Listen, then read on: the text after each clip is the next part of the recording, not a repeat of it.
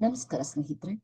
ಸ್ವರ್ಣರತ್ನ ಇನ್ಸ್ಟಿಟ್ಯೂಟ್ನ ಚಾನಲ್ಗೆ ನಿಮ್ಗೆಲ್ರಿಗೂ ಸ್ವಾಗತ, ಸುಸ್ವಾಗತ.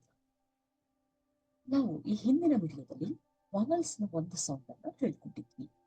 ಎಗೆ ಆಸ್ ಅನ್ ಆಪಲ್ ಅಂತ, ಇಗೆ ಎ ಆಸ್ ಅನ್ ಎಲಿಫೆಂಟ್, ಐಗೆ ಇ ಆಸ್ ಅನ್ ಇಗ್ಲು, ಓಗೆ ಅ ಆಸ್ ಅನ್ ಆಕ್ಸ್, ಯುಗೆ ಅ ಆಸ್ ಅನ್ ಅಂಬ್ರಲಾ.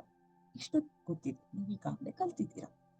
ಹಿಂಗೇನ್ ಮಾಡೋಣ, ಲೆಟರ್ ಎ ಇದೆಯಲ್ಲ, ಈ ಎಗೆ ಬೇರೆ ಬೇರೆ ಸೌಂಡ್ ಇದೆ, 8 ಸೌಂಡ್ ಇದೆ. ಈಗ ಆಂಟ್ ಅಲ್ಲಿ ಆ ಸೌಂಡ್ ಬಂದಿದೆ, ಆರ್ಮ್ ಅಲ್ಲಿ ಆ ಅಂತ ಸೌಂಡ್ ಬರುತ್ತೆ, ಏಂಜಲ್ ಅಲ್ಲಿ ಎ ಅಂತ ಸೌಂಡ್ ಬರುತ್ತೆ, ಬೌಟ್ ಅಲ್ಲಿ ಅ ಅಂತ ಸೌಂಡ್ ಬರುತ್ತೆ, ಏನಿನಲ್ಲಿ ಎ ಅಂತ ಸೌಂಡ್ ಬರ್ತಾ ಇದೆ. ಪ್ರೈವೇಟ್ ಇದರಲ್ಲಿ ಎ ಸ್ಟಾರ್ಟಿಂಗ್ ಅಲ್ಲಿ ಇಲ್ಲ, ಕೊನೆಯಿಂದ 3ನೇ ಅಕ್ಷರದಲ್ಲಿದೆ. ಪ್ರೈವೇಟ್ ಅಂತ ಹೇಳ್ಬಾರ್ದು, ಇದಕ್ಕೆ ಪ್ರೈವೇಟ್ ಅಂತ, ಅಂದ್ರೆ ಎಗೆ ಇ ಅಂತ ಸೌಂಡ್ ಬರ್ತಾ ಇದೆ. ಈ ವರ್ಡ್ ಅಲ್ಲೂ ಅಷ್ಟೇ, ಎ ಕೊನೆಯಿಂದ 3ನೇ ಅಕ್ಷರ ಆಗಿದೆ. ಇಲ್ಲಿ ಸ್ಕ್ವಾಶ್ ಅಂದ್ರೆ ಅ ಅಂತ ಸೌಂಡ್ ಬರುತ್ತೆ. ಇಲ್ಲಿ ಒಂದು ವರ್ಡ್ ಇದೆ, ಇದಕ್ಕೆ ಬ್ರಿಟಿಷ್ ಇಂಗ್ಲಿಷ್ ಅಲ್ಲೇ ಬೇರೆ ಪ್ರೊನೌನ್ಸಿಯೇಷನ್ ಇದೆ. ಇಲ್ಲಿ ಓಲ್ ಆಫ್ ಯು ಅಂತಾರೆ, ಓ ಅಂತ ಸೌಂಡ್ ಬರುತ್ತೆ. ಅಮೆರಿಕನ್ ಇಂಗ್ಲಿಷ್ ಅಲ್ಲಿ ಆಲ್ ಆಫ್ ಯು ಅಂತ ಹೇಳ್ತಾರೆ, ಹಾಗಾಗಿ ಆ ಅಂತ ಸೌಂಡ್ ಬರುತ್ತೆ. ಸೊ ಇಲ್ಲಿ ನಮ್ಗೆ ಆ ಅಂದ್ರೆ ನಾವು ಹೇಗೆ ಈಗ ಆಂಟ್ ಅಲ್ಲಿ ಆ ಅಂತೀವಿ, ಇನ್ನೊಂದ್ ಕಡೆ ಏಂಜಲ್ ಎ ಅಂತೀವಿ, ಆದ್ರೆ ಬರೆಯೋದು ಮಾತ್ರ ಎಲ್ಲ ಕಡೆ ಎ. ಹೇಗೆ ಗೊತ್ತಾಗುತ್ತೆ ನಮ್ಗೆ ಯಾವ ಅಕ್ಷರಕ್ಕೆ ಏನು ಸೌಂಡ್ ಹೇಳ್ಬೇಕಂತ? ಹಾಗಾಗಿ ನಾವೇನ್ ಮಾಡೋಣ, ಹೊಸ ಒಂದು ಸಿಸ್ಟಮ್ ಅನ್ನ ನೋಡೋಣ. ಅದಕ್ಕೆ IPA ಅಂತೀವಿ. ಆಂಟ್ ಅನ್ನುವಾಗ ಇದರಲ್ಲಿ ನಾವು ಆ ಅಂದ್ರೆ ಹೀಗೆ ಬರಿತೀವಿ, ಆರ್ಮ್ ಅಂದ್ರೆ ಈ ರೀತಿ ಬರಿತೀವಿ, ಏಂಜಲ್ ಐ ಅಂದ್ರೆ ಹೀಗೆ ಬರಿತೀವಿ, ಬೌಟ್ ಅಂದ್ರೆ ಅ ಅಂದ್ರೆ ಹೀಗೆ ಬರಿತೀವಿ, ಎನಿಗೆ ಎ ಅಂದ್ರೆ ಹೀಗೆ ಬರಿತೀವಿ, ಪ್ರೈವೇಟ್ ಅಲ್ಲಿ ಇ ಅಂದ್ರೆ ಹೀಗೆ ಬರಿತೀವಿ, ಸ್ಕ್ವಾಶ್ ಅಲ್ಲಿ ಆ ಅಂದ್ರೆ ಹೀಗೆ ಬರಿತೀವಿ, ಓಲ್ ಅಂದ್ರೆ ಹೀಗೆ ಬರಿತೀವಿ. ಇದು ಬ್ರಿಟಿಷ್ ಇಂಗ್ಲಿಷ್. ಅದನ್ನೇ ಅಮೆರಿಕನ್ ಇಂಗ್ಲಿಷ್ ಅಲ್ಲಿ ಆಲ್, ಈಗಾಗಲೇ ನೀವು ಇಲ್ಲಿ ನೋಡಿದ್ದೀರಲ್ಲ, ಆರ್ಮ್ ಅಲ್ಲಿ ಅದೇ ತರ ಬರಿತೀವಿ. ಸೊ ಒಂದೇ ಅಕ್ಷರಕ್ಕೆ ಬೇರೆ ಬೇರೆ ಸೌಂಡ್ ಇರುವಾಗ ಅದನ್ನ ಬೇರೆ ರೀತಿ ಬರಿಬೇಕಲ್ಲ, ಅದನ್ನ ಇಲ್ಲಿ ತೋರಿಸಿದ್ದೀನಿ. ಯಾಕೆ ನಾವು ಇದೆಲ್ಲ ಮಾತಾಡ್ತಾ ಇದ್ದೀವಿ?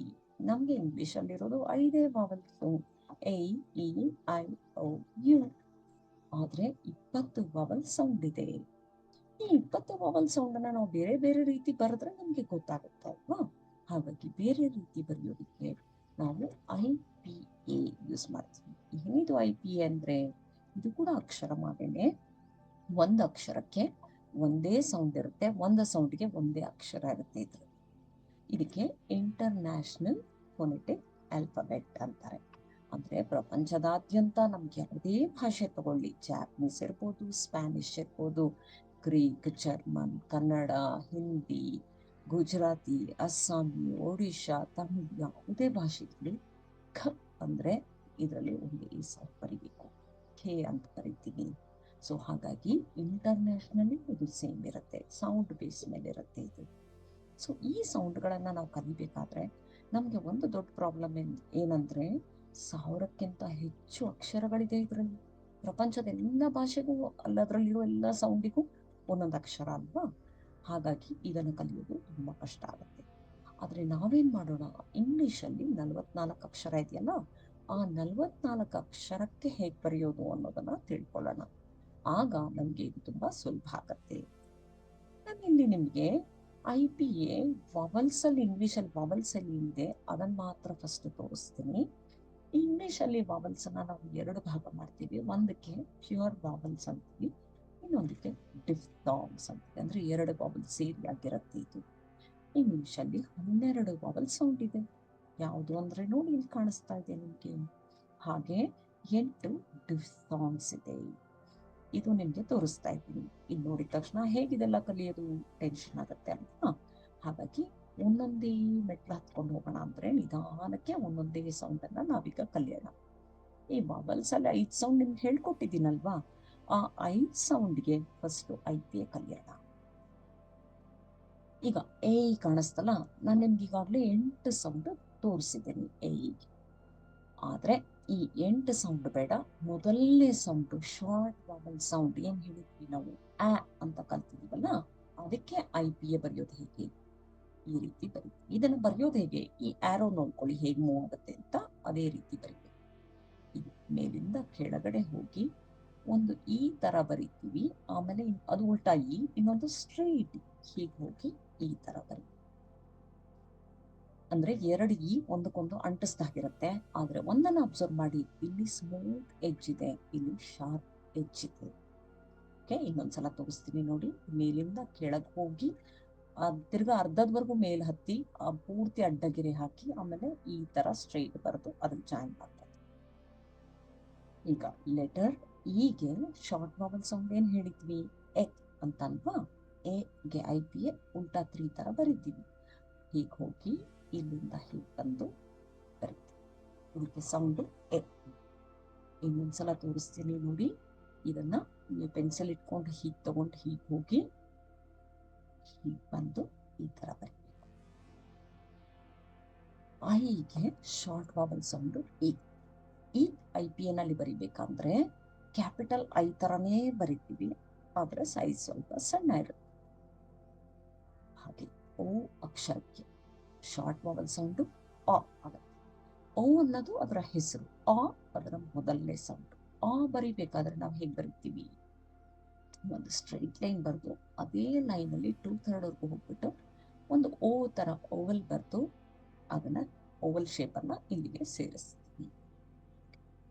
ಇನ್ನೊಂದ್ಸಲ ತೋರಿಸ್ತೀನಿ. ಒಂದು ಸ್ಟ್ರೈಟ್ ಲೈನ್ ಮತ್ತೆ ಆ ಲೈನ್ ಮೇಲೆ ವಾಪಸ್ ಬಂದು ಹೀಗೆ ಹೋಗಿ ಹೀಗೆ ಬಂದು ಇಲ್ಲಿ ಸೇರ್ಬೇಕು. ಈ ಲೈನು ಸಮ ಇರಬೇಕು. ಕೊನೆಯ ಅಕ್ಷರ ಯು ಅಲ್ವಾ ವಾವಲ್ ಅಲ್ಲಿ. ಈ ಯುಗೆ ಶಾರ್ಟ್ ವಾವಲ್ ಸೌಂಡ್ ಅ. ಆ ಅಕ್ಷರಕ್ಕೆ IPA ಹೇಗೆ ಬರೆಯೋದು, ವಿನ ಉಲ್ಟಾ ಬರ್ಬಿಟ್ರೆ ಹೇಗಿರುತ್ತೆ ಹಾಗೆ ಬರೀತೀವಿ. ಇಲ್ಲಿಂದ ತಗೊಂಡೋಗಿ ಮೇಲಿಂದ ಕೆಳಗೆ ಬರ್ತೀವಿ.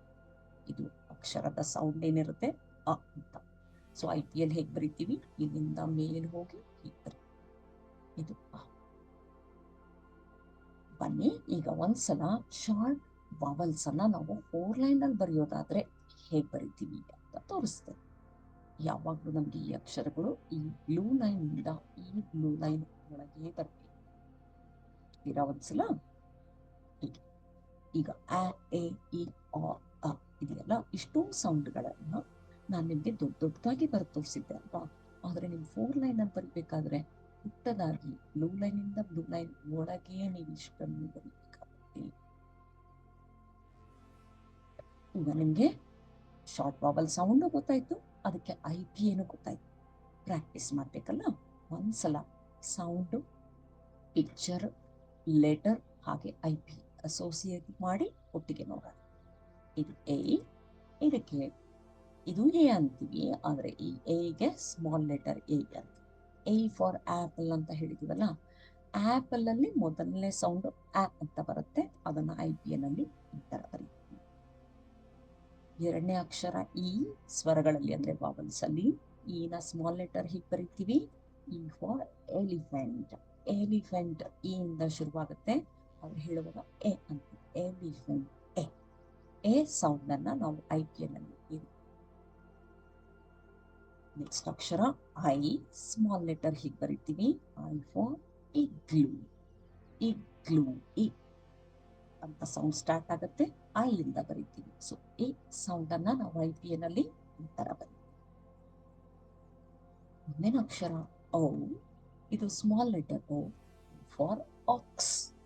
ಆಕ್ಸ್ ಅಲ್ಲಿ ಓ ಇಂದ ಶುರುವಾಗುತ್ತೆ, ಆದ್ರೆ ಶಬ್ದ ಹೇಗೆ ಕೇಳಿಸುತ್ತೆ, ಆಕ್ಸ್ ಅಂತಲ್ಲ, ಅಂದ್ರೆ ಆ IPA ಹೀಗೆ ಬರೀತೀವಿ. ಕೊನೆಯ ಅಕ್ಷರ ವಾವಲ್ಸ್ ಅಲ್ಲಿ ಯು, ಇದನ್ನ ಸ್ಮಾಲ್ ಲೆಟರ್ ಹೀಗೆ ಬರೀತೀವಿ. ಯು ಫಾರ್ ಅಂಬ್ರೆಲಾ ಅಂತ ನೋಡಿದ್ದೀರಾ. ಅಂಬ್ರೆಲಾ ಅನ್ನುವಾಗ ಮೊದಲನೇ ಸೌಂಡ್ ಏನ್ ಕೇಳಿಸ್ತಾ ಇದೆ, ಆ ಮೊದಲನೇ ಅಕ್ಷರ ಯು, ಹಾಗಾಗಿ ಯು ಅಕ್ಷರಕ್ಕೆ ಸೌಂಡ್ ಆ. ಇದನ್ನ IPA ಹೇಗೆ ಬರೀತೀವಿ, ಉಲ್ಟಾ. ಸೊ ಈಗ ನೀವೆಲ್ಲ ಕಲ್ತಿದ್ದೀರಿ ಅಲ್ವಾ. ಹಾಗಾದ್ರೆ ನಿಮ್ಮ ಒಂದು ಪೆನ್ಸಿಲ್ ಮತ್ತೆ ಪೇಜ್ ಅನ್ನ ತಗೊಳ್ಳಿ. ನಾನಿಲ್ಲಿ ನಿಮಗೆ ಅಕ್ಷರಗಳನ್ನ ಕೊಡ್ತೀನಿ. ಈ ಅಕ್ಷರಗಳಿಗೆ ನೀವು IPA ಬರೀಬೇಕು. Sound for each letter and then write. ಇದರ ಸೌಂಡ್ ಏನು? ಪಕ್ಕದಲ್ಲಿ IPA ಬರೆಯಿರಿ. ಒಂದ್ಸಲ ಎಲ್ಲ ಅಕ್ಷರ ಆದ್ಮೇಲೆ ಇದರ ಸೌಂಡ್ ಹೇಳಿ ಮತ್ತೆ IPA ಬರೀರಿ. ಇದರ ಸೌಂಡ್ ಹೇಳಿ ಮತ್ತೆ IPA ಬರೀರಿ. ಇದರ ಸೌಂಡ್ ಏನು ಹಾಗೆ IPA ಬರೀರಿ. ಇದರ ಸೌಂಡ್ ಮತ್ತೆ IPA. ಸೌಂಡ್ ಅನ್ನ ಬಾಯಲ್ಲಿ ಹೇಳಿ ಆಮೇಲೆ IPA ಬರೀರಿ. ನಿಮ್ದಿನ್ನು ಆಗಿಲ್ಲ ಅಂದ್ರೆ ವಿಡಿಯೋ ಪಾಸ್ ಮಾಡ್ಬೋದು. ಬರ್ದಿದ್ದಾಗಿದ್ರೆ ಈಗ ಆನ್ಸರ್ ನೋಡಿ. ಏನ ಸೌಂಡು IPA ನಲ್ಲಿ ಹೀಗೆ ಬರೀತೀವಿ. ಈನ ಸೌಂಡು ಶಾರ್ಟ್ ವಾವಲ್ ಸೌಂಡ್ IPA ನಲ್ಲಿ ಹೀಗೆ ಬರೀತೀವಿ. ಐನ ಸೌಂಡು IPA ನಲ್ಲಿ ಹೀಗೆ ಬರೀತೀವಿ. ಓನ ಸೌಂಡು IPA ನಲ್ಲಿ ಹೀಗೆ ಬರೀತೀವಿ. ಯುನ ಸೌಂಡು IPA ನಲ್ಲಿ ಹೀಗೆ ಬರೀತೀವಿ. ಈಗ IPA ಗೊತ್ತಾಗಿದೆ ಅಲ್ವಾ ನಿಮ್ಗೆ? ಬೇಕಾದ್ರೆ ಒಂದ್ಸಲ ನೋಡ್ಕೊಂಡ್ಬಿಡಿ. ನೆಕ್ಸ್ಟ್ ಏನ್ ಮಾಡೋಣ?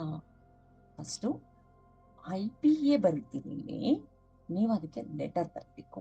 ನಾನು ಸೌಂಡ್ ಹೇಳ್ಬಿಡ್ತೀನಿ, ನೀವು ಲೆಟರ್ ಬರಬೇಕು. ಹಾಗಾದ್ರೆ ನೋಡಿ, ಲೆಟರ್ ಬರೀರಿ. ಎ ಲೆಟರ್ ಬರೀರಿ. ಇ ಲೆಟರ್ ಬರೀರಿ. ಲೆಟರ್ ಬರೀರಿ. ಲೆಟರ್ ಬರೀರಿ. ಆನ್ಸರ್ ನೋಡ್ತೀರಾ? ಅಂದ್ರೆ ಎ ಬರಿಬೇಕು. ಎ ಅಂದ್ರೆ ಇ ಬರಿಬೇಕು. ಇ ಅಂದ್ರೆ ಐ ಬರಿಬೇಕು. ಅ ಅಂದ್ರೆ ಔ ಬರಿಬೇಕು. ಅಂದ್ರೆ ಯು ಬರಿಬೇಕು. ಸರಿಯಾಗಿ ಬರ್ತಿದ್ದೀರಾ? ಹಾಗಾದ್ರೆ ನೆಕ್ಸ್ಟ್ ಇನ್ನೊಂದು ಗೇಮ್ ಆಡೋಣ.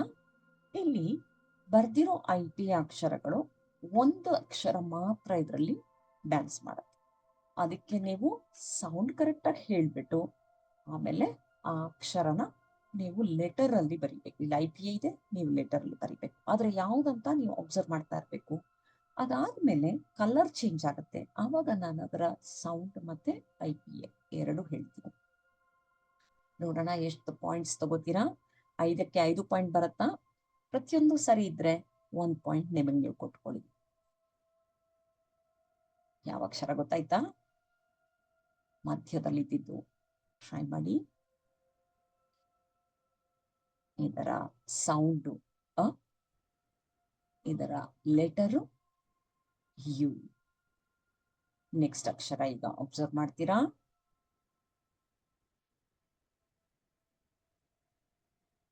ಇದರ ಸೌಂಡು ಅಕ್ಷರ ಎ. ಈಗ ಯಾವ ಅಕ್ಷರ ಆಗತ್ತೆ ಅಬ್ಸರ್ವ್ ಮಾಡಿ. ಯಾವ ಅಕ್ಷರ ಕುಣಿಯತ್ತೆ ನೋಡಿ. ಇದರ ಸೌಂಡು ಅಕ್ಷರ ಇ. ಈಗ ತಿರ್ಗಾ ಅಬ್ಸರ್ವ್ ಮಾಡಿ. ಇದರ ಸೌಂಡು ಅಕ್ಷರ ಐ. ಉಳಿದಿರೋದು ಒಂದೇ ಒಂದು. ಇದರ ಸೌಂಡು ಅಕ್ಷರ ಔ. ಇಷ್ಟು ಅಕ್ಷರಗಳನ್ನ ಕಲ್ತಿದ್ದೀರಾ ಅಲ್ವಾ? ಪ್ರಾಕ್ಟೀಸ್ ಬೇಕಂದ್ರೆ ಈ ವಿಡಿಯೋನ ಮತ್ತೊಮ್ಮೆ ಹಾಕೊಂಡು ಪ್ರಾಕ್ಟೀಸ್ ಮಾಡ್ಕೊಳ್ಳಿ. ಮುಂದಿನ ವಿಡಿಯೋದಲ್ಲಿ ನಿಮಗೆ ಕಾನ್ಸನೆಂಟ್ ಸೌಂಡ್ಸ್ ಅನ್ನ ಹೇಳ್ಕೊಡ್ತೀನಿ. ಬಾಯ್ ಫಾರ್ ನೌ.